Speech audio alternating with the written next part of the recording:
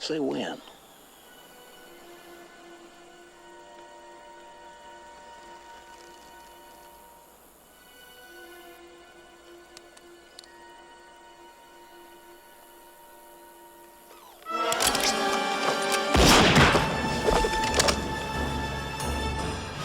Come on. Come on! Oh, Johnny. Come on! You're no Daisy. You're no Daisy at all. I'm afraid the strain was more than he could bear.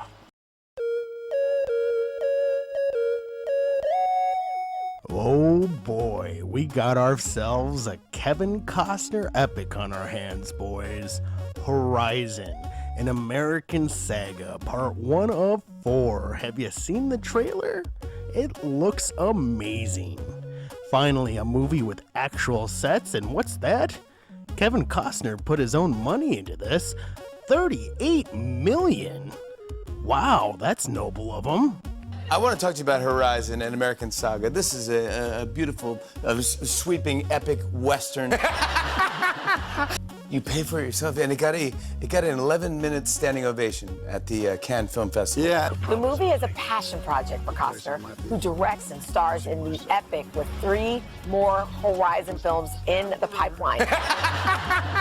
And once the credits rolled on Horizon, a teary-eyed Costner, listen to this, was met with a 7-minute standing ovation. Oh my.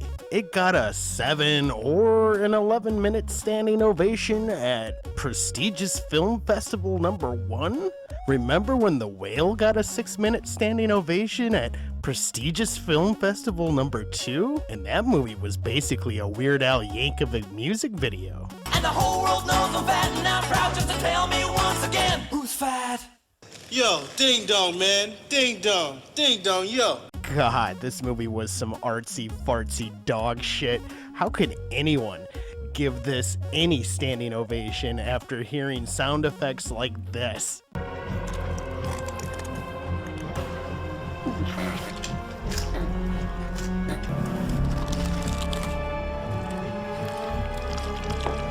God, it sounds straight out of a fucking cartoon.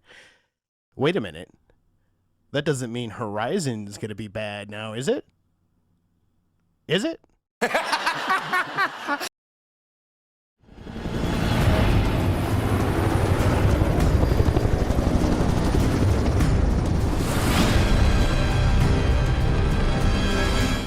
This movie felt like 65 million years.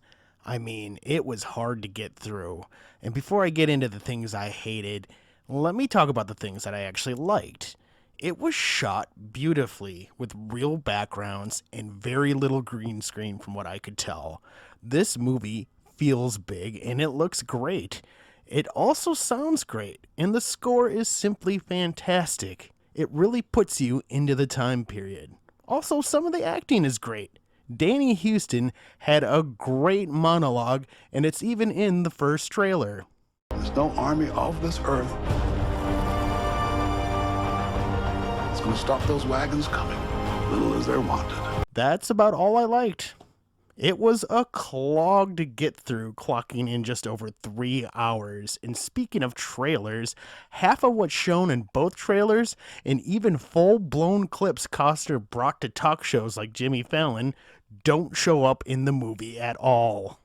We are introduced to so many characters that are in the movie for like 10 seconds and are either never heard from again, or it's so much longer in the movie, I legitimately forgot about them. Like, mixed in the middle of the beginning, there was a scene where Jenna Malone's character is shown for like a minute and a half, and then you don't see her for another 50 minutes.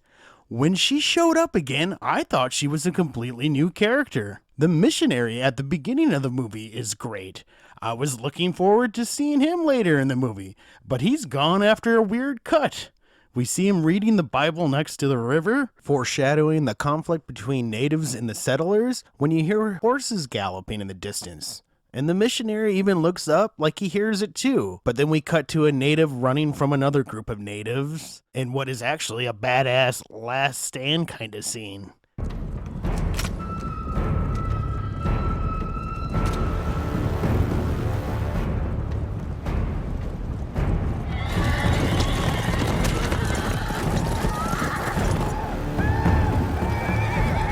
As cool as this scene is, I'm really just confused here. Is this to show us that not all the natives are like the ones who kill the settlers? That they're fighting with each other too? Who are the ones just watching? It's just such a random scene out of nowhere, and then it cuts back to Horizon, and the missionary's gone. Forever. Never to be seen again in the movie. And now we're introduced to a bunch of new characters that I'm sure will have fruitful lives in this movie, and they're dead. Even Fiddle Guy, who never gave up his fiddle. We knew you for 11 seconds, Fiddle Guy. And how about the Claypools? They chisel their name into rock and are never heard from again. Yay! Glad we got a scene with the Claypools. And we get a little time with the Kittredge family because, well, 2 of those characters actually survive. Why so much screen time with Brother Kittredge, even though he dies too? Oh, I see. It's alright. I'm gonna be with Dad. Yeah, you are. The editing is truly an incoherent mess. I think it's supposed to be that way, like it's one of those artsy movies with a narrative without any context or something like that. Like the only context this movie gives you is the Horizon pamphlet that it shows you 150 fucking times. What has nothing to do with a mysterious narrative is the ending. I don't want to give away too much, but the movie just ends after a conflict with natives, and it just starts showing random scenes. I really thought at first this was part of the ending of the first movie, but I started to see characters in different settings. I realized the film, without any context whatsoever, just started showing a montage of scenes from the second movie. I had to double take. I rewound the movie just in case for some reason my brain rotted watching this shit. But it's not. It just shoots into a montage of the second film without any warning. What the fuck? Who thought that would be a good idea? Back to the Future 2 does the same thing, but it fucking tells you to be concluded during a scene that would 100% make sense why the movie was ending. We get none of that in Horizon. Wait, isn't this movie starring Kevin Costner? Is he not top bill? Where is he? Where is the main character for this whole movie? Oh, he shows up over an hour. A full hour. Some movies are only 60-some minutes to begin with, and in this one, the main character shows up after 60 minutes. And boy howdy, does Kevin Costner play it wooden in this movie. His character is so uninteresting, it's not even funny. Yeah. Good luck in there. Yeah, well, between him and me, we got a good part of it. I don't. I just had a feeling I felt something behind us for a while now. I have to ride down there and see. Are you gonna ride down there and see? Or are you gonna take a fucking nap? Now an hour and 45 minutes into this movie, and we're introduced to a bunch of new characters.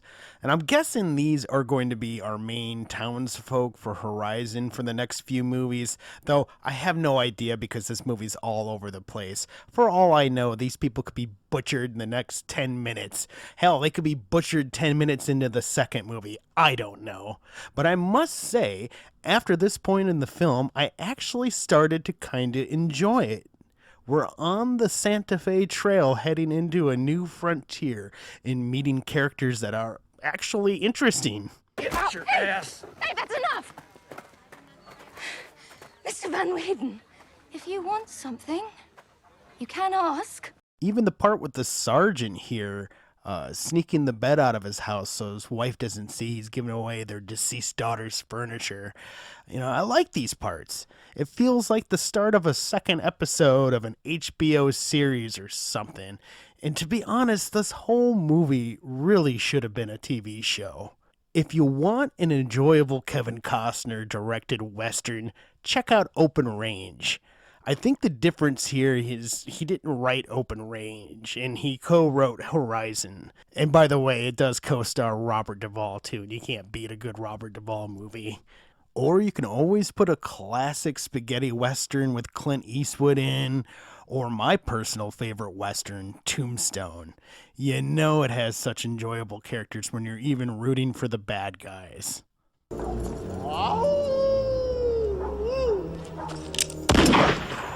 Like Horizon for me, what was a huge letdown of a movie for you? And if you like videos on movies and TV, please think about subscribing to the channel. This is Ray, and as always, thanks for watching my channel, Just a Bit Outside Productions. Just a bit outside. He tried the corner and missed.